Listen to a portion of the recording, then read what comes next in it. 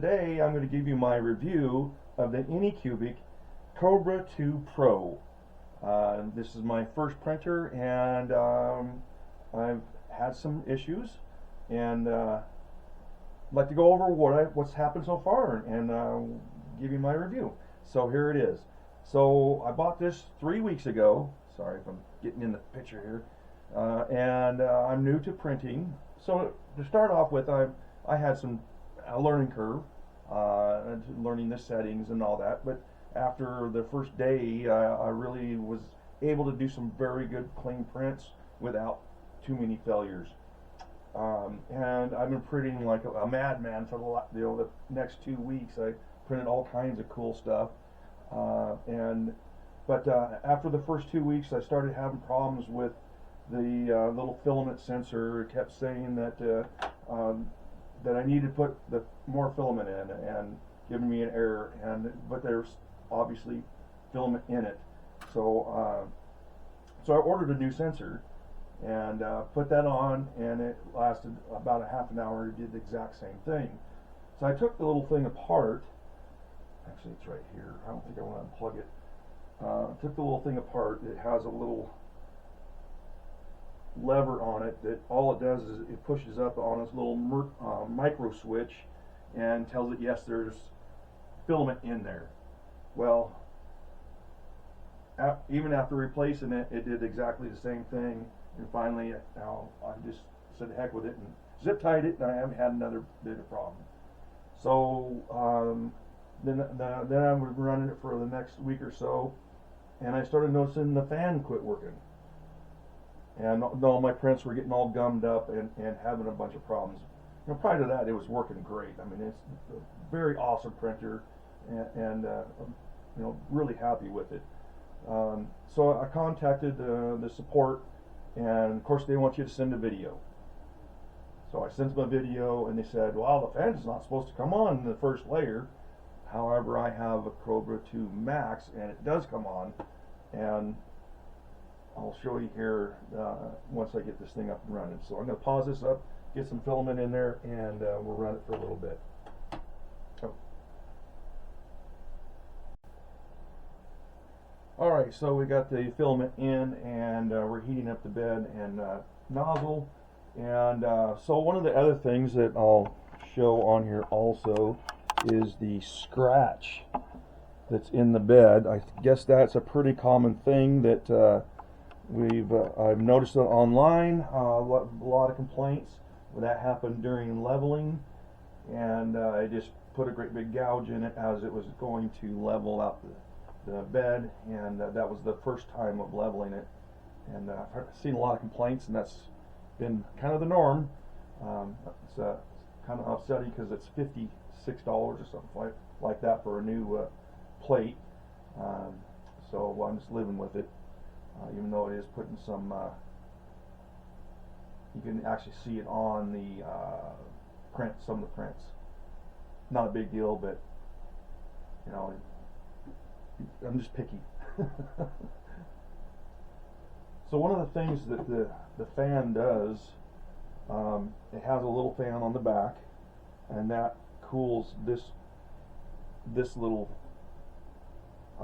heat soak deal here. This is the hot end, and that little fan keeps this from getting too much heat up in here and melting all the plastic in the nozzle, up above the nozzle.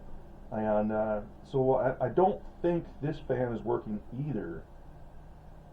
So that's because what's been happening is this heats up and everything melts into a great big giant glob, and it's all plugged up.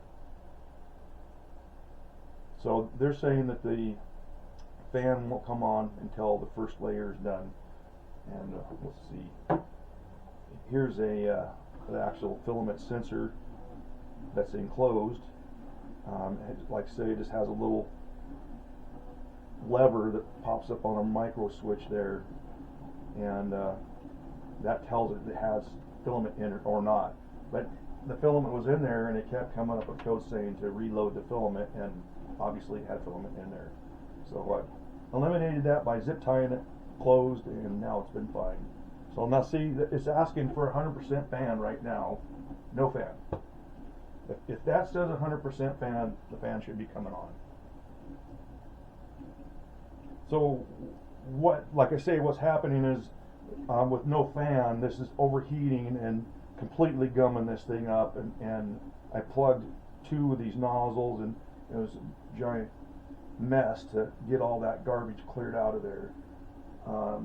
And I've had to order complete extruders and new hot ends and nozzles, and then I finally realized that that fan's not working. So here's asking for 99%. That fan is not turning. But let's see what happens as it goes.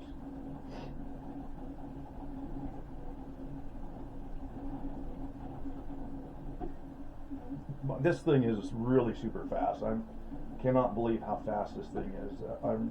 I like the printer. I just wish everything worked, and I wish that they didn't give me so much trouble trying to warranty something out. They're making me do videos, but you know what? If I'm going to do a video, I'm going to post it on YouTube and see how if they like that, because I'm not happy that they're not treating me well, and I'm regret buying it, to be quite honest. And now I have 2 more Anycubic printers that I wish I would have bought a Persa or something like that. Okay, still saying and requesting 99% fan. Obviously we're past the first layer.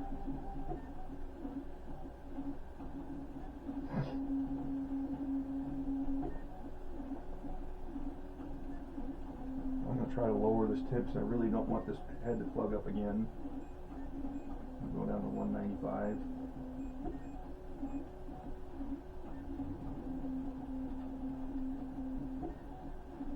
It's such a mess. When that thing heats up and melts all the plastic up inside there, it's just a mess. It's very hard to clear out, and you almost have to throw it all away and start over.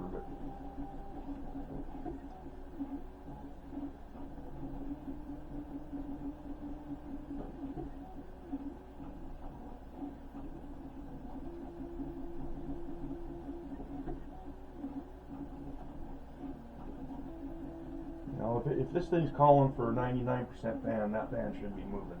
And that's the way it works on the Kobra 2 Max. And it's the way it used to work on this. So, because it hasn't worked, and I really wanted to do prints, I jerry-rigged up the fan so I could use it. I was trying to figure out how to make this fan work so I could do prints. I mean, I bought this printer, I wanted to do prints. So I got my little Railby battery out, printed this little doodad out of the printables for my Railby battery, and looky there, got a fan. It's that simple. But I shouldn't have to do this. It should be running off the main power and working normally. And that's ridiculous that I have to do something, resort to this to make it work.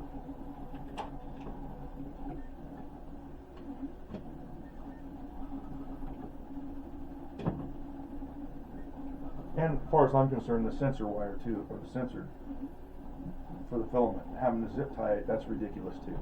I mean, the little micro switch in there probably cost them $1. You know, maybe if they got a little bit better higher quality micro switch, it wouldn't fail continuously.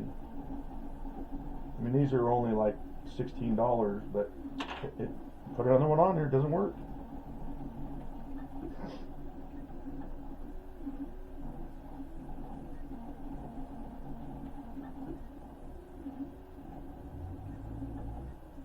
I found a lot of good advice online with Black Hole Labs, Void Star Labs with Zach Friedman. He's got some really good information on there and really helpful, and I subscribed to him, and I really value his advice. So that's one place you can look and get some good advice. Also, the Uncle Jesse. You know, he's got a lot of good stuff on there. and there's a lot of other people on there that have really good advice, and some of it's good, some of it's bad. See, it looks like it's starting to, print's already starting to go haywire. It's melting and not printing right because the fan's not coming on. So I'm going to stop this because I really don't want that head to plug up, and we'll show you what is happening and what this print looks like. Yeah, see, it's just turning into a hot mess. So this is what is happening. It's just getting too hot and blocking the light, and it's just melting the plastic. And I do hear there's this little fan that's in the back that's right there. I do hear that running. So at least so it is cooling this little doodad, but I really believe it needs that bigger fan to really make it work well. And it's overheating the plastic and then overheating the nozzle. So this is the bigger fan that goes across there and it's blowing out these holes to cool as it's printing. But I do believe that some of it is wicking past those fins and cooling that as well, keeping it from overheating and blowing up, melting everything up through that. So not sure why it's doing it. I'm guessing it's the motherboard. I thought maybe it was this little board that was on the print head, because I don't know if you can see it, but there's like one little deal there, section where it's kind of shiny. That should not be shiny. That's an indication that it's hot. But I got a whole new print head on there with a new board, and it's still, that fan does not come on. So in general, I really like the printer. I wish their customer support was a little better. I'm a little frustrated with their customer service, and maybe buying a better quality one instead of a hobby one. Even for a beginner, I really just don't think a hobby printer is the way to go. You need to spend the money, buy a nice one, and I think you'd be a lot happier. You don't spend the money, you'll get a regret having massive failures like this one. So that's my review. Don't recommend it, and happy printing out there. And I'll have some more videos. I do motorcycles and cars and mountain biking, and now 3D printing. So I'll try to get some more videos out there. Like and subscribe, and we'll be talking to you soon. Thanks. Bye.